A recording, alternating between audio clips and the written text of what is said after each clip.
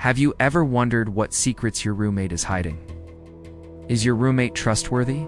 Do they have good intentions? Well, unfortunately, some roommates may want to do you harm. It's like Lena Moore did to her roommate, Hannah Price. Welcome back to my channel. Today I will be discussing the roommate secret. Let's begin.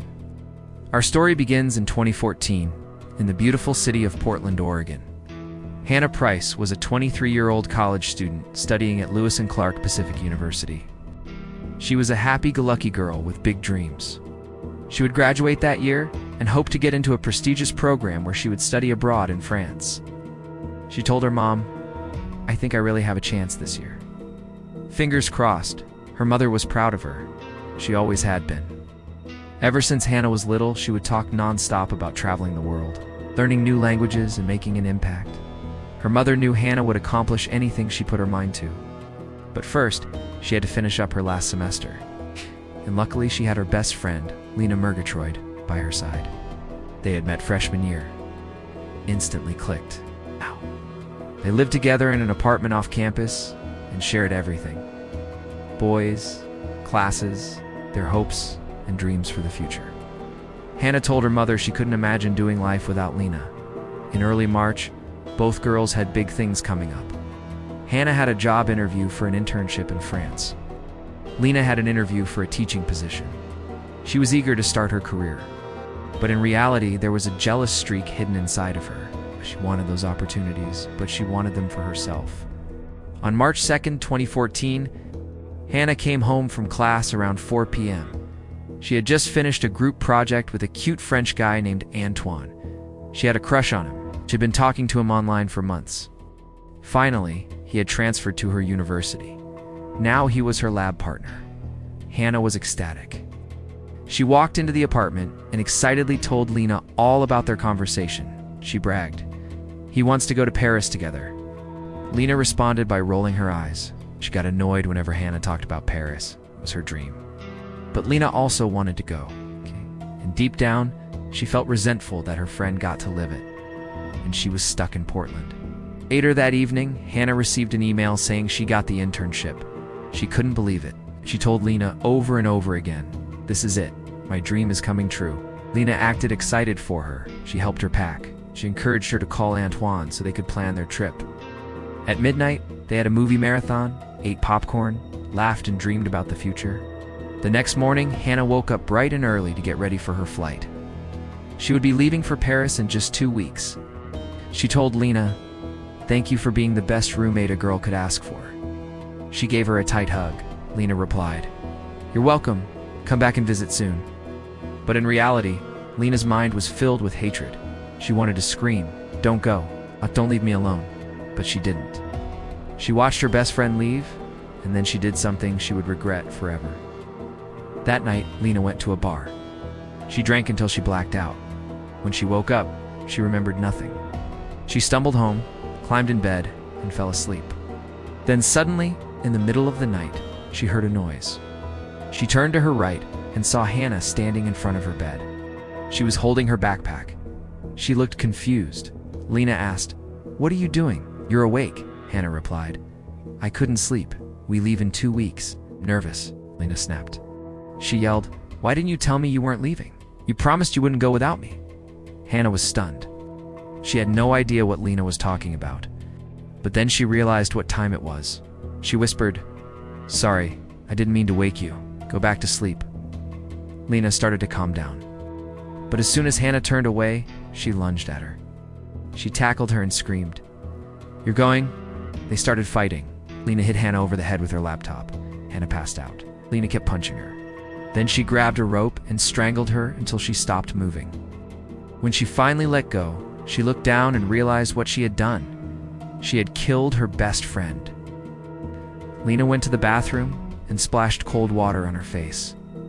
She needed a plan. Quickly, she dragged Hannah's body into the kitchen and wrapped it in plastic. She laid it on her guest bed. Then she called her landline. She pretended to be Hannah. She said, "Hey Mom, I'm spending the night at Antoine's. Don't worry. Just wanted to let you know. Love you." Then she hung up and waited. The next morning, Lena drove to the store. She bought supplies to clean up the mess.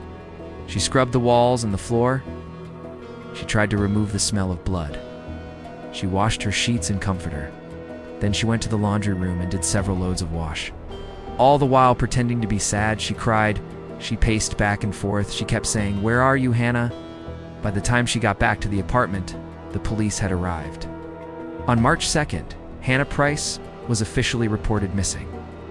Her mom was worried sick. She called everyone she knew. She called Hannah's favorite professors. She called her favorite hangouts. No one had seen her. Her mom was frantic. She insisted that Lena must know something.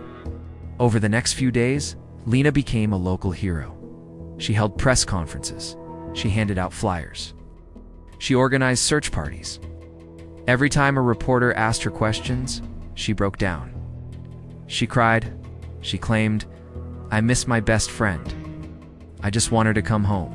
The police believed her. They thought she was a great kid who was genuinely upset about her friend's disappearance and had no reason to suspect her.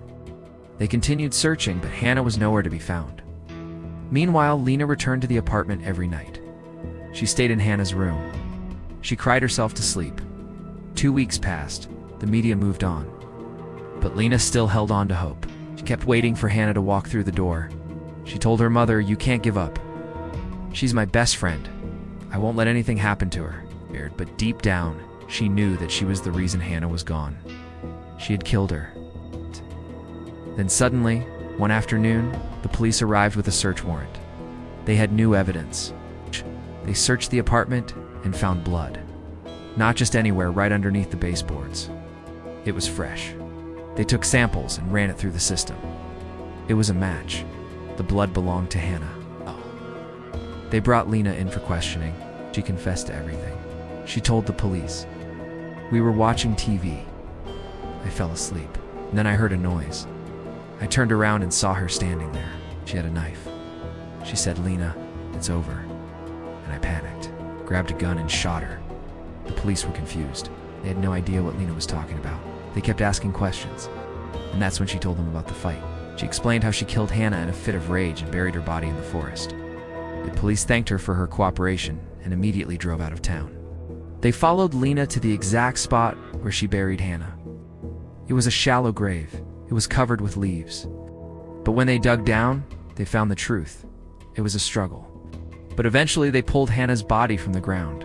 She was dead. She had been strangled. She was wrapped in a blanket, the same blanket from Lena's guest bedroom. At first, Lena said she was sorry. She apologized profusely. She offered to plead guilty to murder in exchange for a lesser sentence. But the judge wasn't having it. He told her, "You were jealous. You planned this. There is no excuse for what you did. You deserve every second of your sentence." She was charged with second-degree murder and sentenced to 35 years in prison. To this day, Lena has never apologized. She still says it was a moment of rage. But the prosecution says, you don't clean up an entire apartment, move a body, and hide evidence if you were just angry. That's evil. So I ask you, what do you think? Was Lena right? Did she just snap, or was this premeditated? Let me know your thoughts in the comments below. And if you like true crime stories, check out more content. Thank you for watching. I've been your host. Stay safe.